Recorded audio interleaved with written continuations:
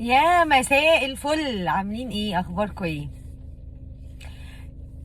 آه نبتدي بحاجة كده فرفوشة. بص على اللوحة، بص على اللوحة.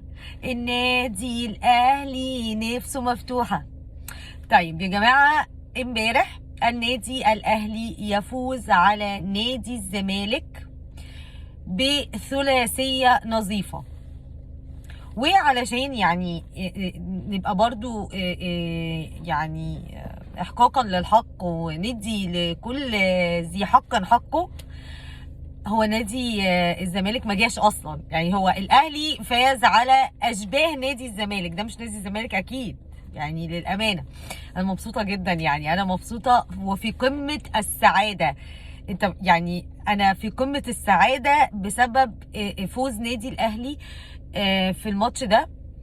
علشان انت عندك غيابات بالجمله، ودايما والله بتفائل لما بيبقى عندنا غيابات. يعني السنه اللي فاتت برضو كان عندنا غيابات، ولا السنه اللي قبلها مش فاكره، والاهلي كسب 2-1.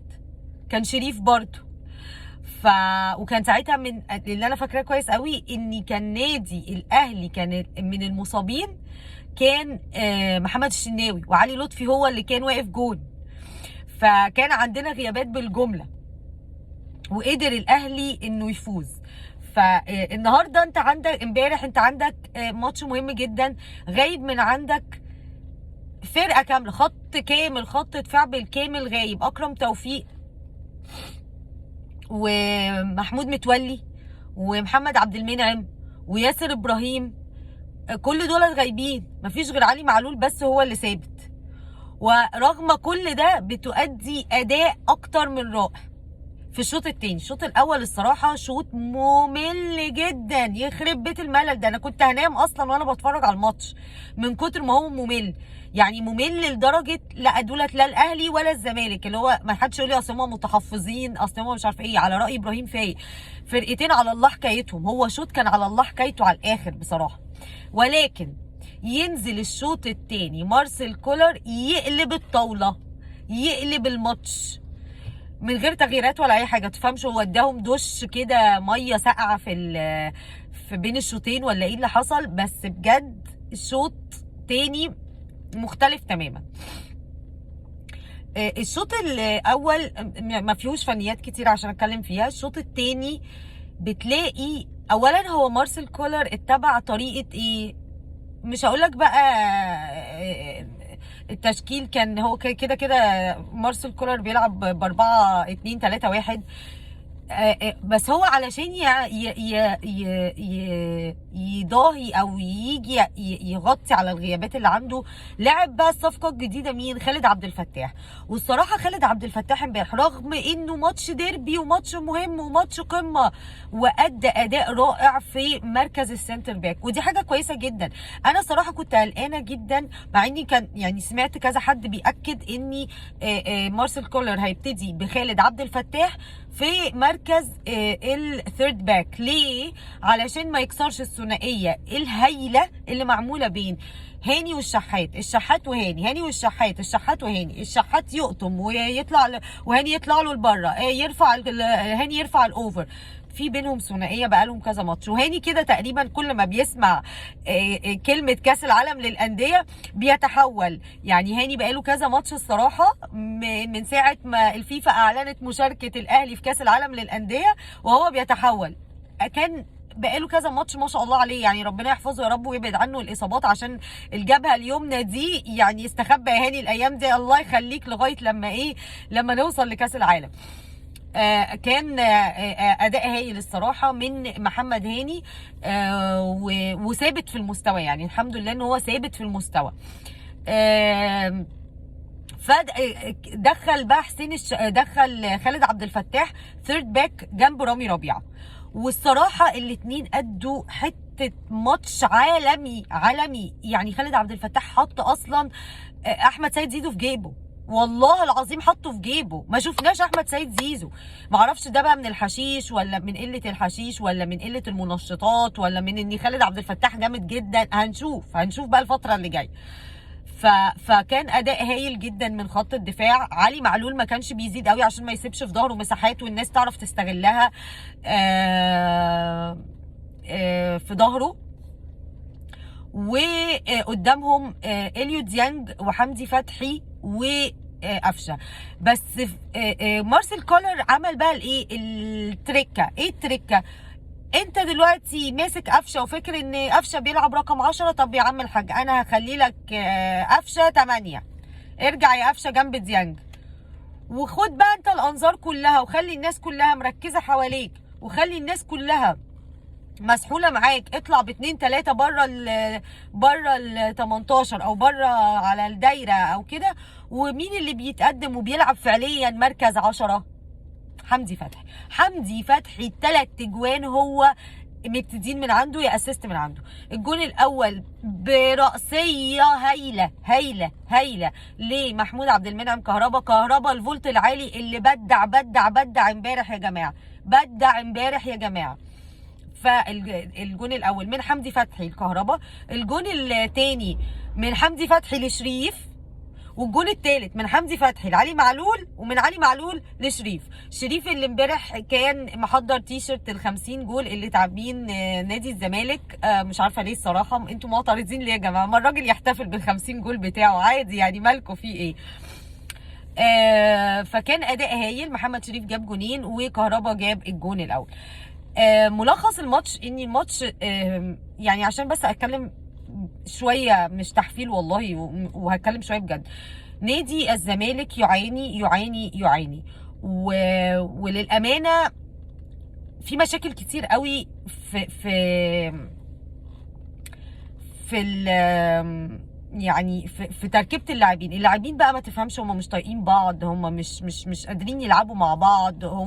هو في حاجه حصلت، مش في كده تجانس، والبروف مش عارف يرجع التركيبه اللي كانت ماشيه معاه ايام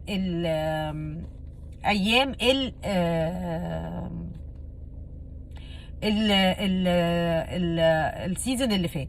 وانا قلت قبل كده في فيديو، وقلت وبقول للمره المليون، انا مش بقلل من فيريرا مدرب كبير وكل حاجه، بس السنه اللي فاتت اللي ساعد فيريرا ان هو يكسب الدوري مش انه اداؤه هايل، ولا انه معاه سكواد اعظم سكواد في العالم، ولا انه هو عبقري والخطط والكلام ده كله. ده جزء مش بقول، بس اللي ساعد فيريرا اساسيا ان النادي الاهلي كان واقع، ان النادي الاهلي كان بيلعب كذا موسم ملتحم، ان النادي الاهلي كانت اللعيبه مش قادره ترفع رجليها من على الارض، ان النادي الاهلي اداؤه كان سيء.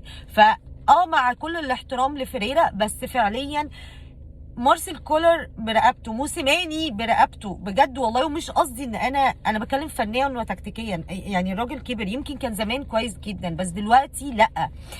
فده اللي ساعده السنه اللي فاتت. فمش كل مره هتسلم الجره يا عم فيريرا، مش كل مره هتسلم الجره يا بروف.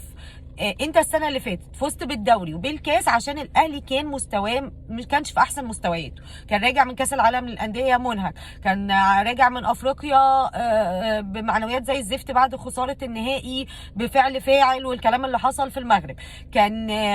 كان في حاجات كتير، يعني كان في عناصر كتير، بلس ان هو كان بقاله موسمين 3 مواسم بيلعب افريقيا، بيوصل لفاينل، بيلعب كاس عالم للانديه، سوبر افريقي، يرجع على دوري. فكل الكلام ده لغايه لما اللعيبه ما كانتش قادره ترفع وتشيل رجليها من على الارض. فمبدئيا كده ده كان من الاسباب الاساسيه. طيب ماتش امبارح يعني ماتش مهم جدا. انت بتبعد عن يعني المنافس التقليدي ليك ب8 نقاط.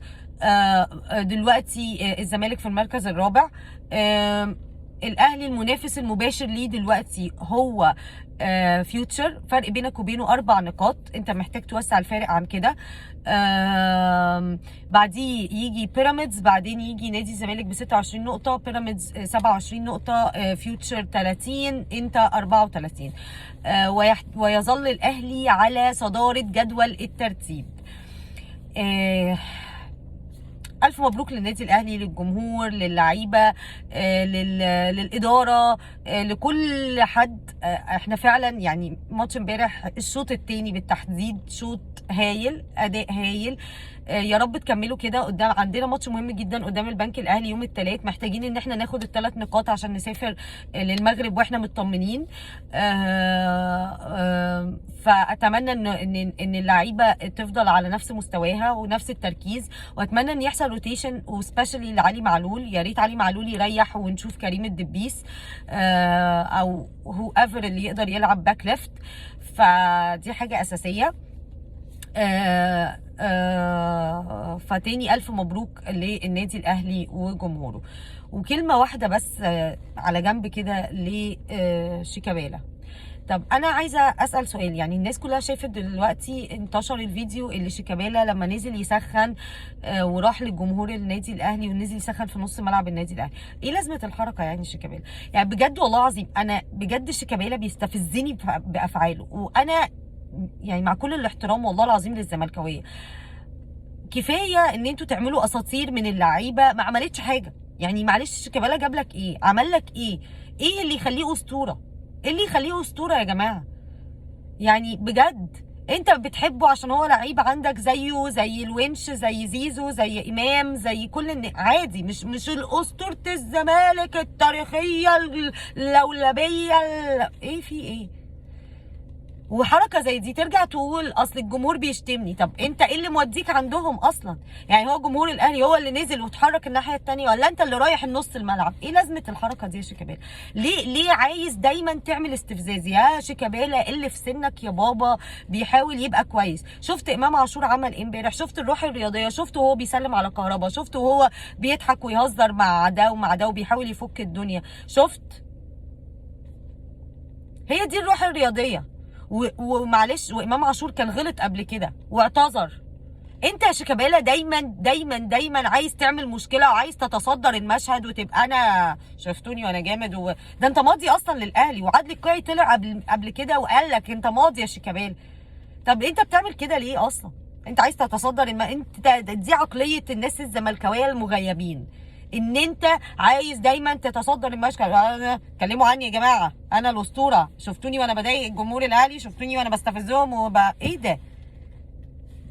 يعني ما عنديش كومنت اقوله غير يعني ربنا يهديك وتحمل بقى اللي يحصل لك. ما ترجعش تعيط بقى لما تلاقي بتتشتم وبتتهان وبيحصل ما ترجعش تعيط، ما تزعلش يعني. ألف مبروك للنادي الأهلي، وأشوفكم في حلقة جديدة من تحليل على الماشي. لايك شير سبسكرايب وكومنتس كتير قوي.